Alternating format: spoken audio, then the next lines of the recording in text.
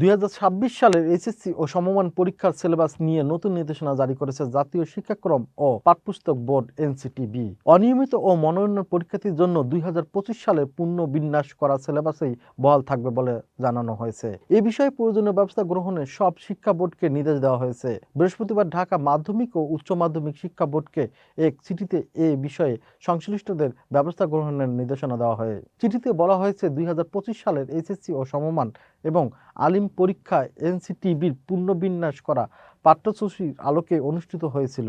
সেই ধারাবাহিকতায় 2026 সালের এইচএসসি ও সমমান এবং আলিম পরীক্ষায় অনিয়মিত বা মনোনয়ন হিসেবে যেসব পরীক্ষার্থী অংশগ্রহণ করবে তাদের পরীক্ষা 2025 সালের পরীক্ষার জন্য ইতিপূর্বেই এনসিটিবির পুনর্বিন্যাস করা পাঠ্যসূচির আলোকেই নেওয়া হবে। সব শিক্ষা বোর্ড এবং সংশ্লিষ্ট সবাইকে এ বিষয়ে প্রয়োজনীয় ব্যবস্থা গ্রহণের জন্য অনুরোধ করা হয়েছে চিঠিতে।